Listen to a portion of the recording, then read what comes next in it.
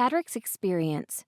"This is incredibly stupid," Padric said, no quieter than the last several times he'd said so. "Fine," Nightingale glowered at him. "Just trying to survive is stupid for me, but here I am." Padric looked away and didn't say anything for another few minutes. They continued along the steep trail, which seemed to be growing greener with every step.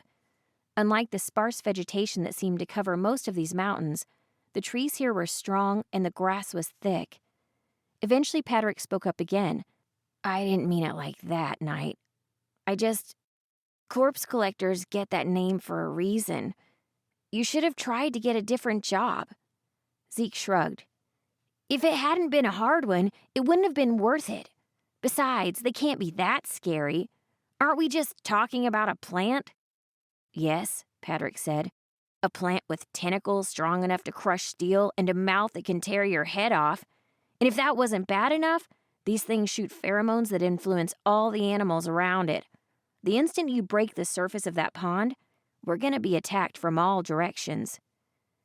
"You think we can't handle it?" Rook's voice was even. Nightingale was pleased to see that Padric couldn't meet his eyes for long. "Well, I'd rather you didn't try to handle it," Padric said. "There's a reason you don't meet very many old, reckless adventurers on Madara."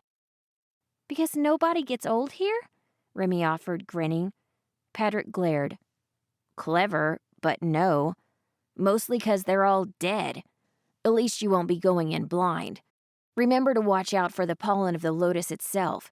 It'll really screw with your head, so don't breathe it in. It's how they attract prey. How they make all the animals go nuts." "Thanks for the info," Nightingale said, meeting his eyes briefly. "We appreciate the help." The grass around the edges of the pond grew as tall as her waist, swaying with healthy greens and interspersed with cattails.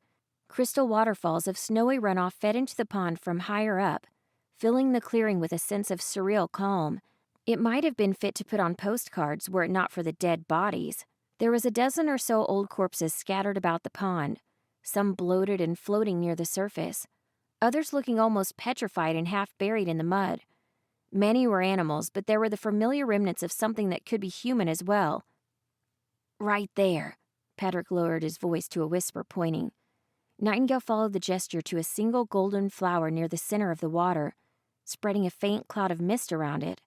It seemed to be drifting gently along the surface of the water, its petals wide and open to the occasional passing insect. "It looks like the corpse collector might be dead," Rook muttered. "If we're lucky, we won't have a fight. Be ready, just in case."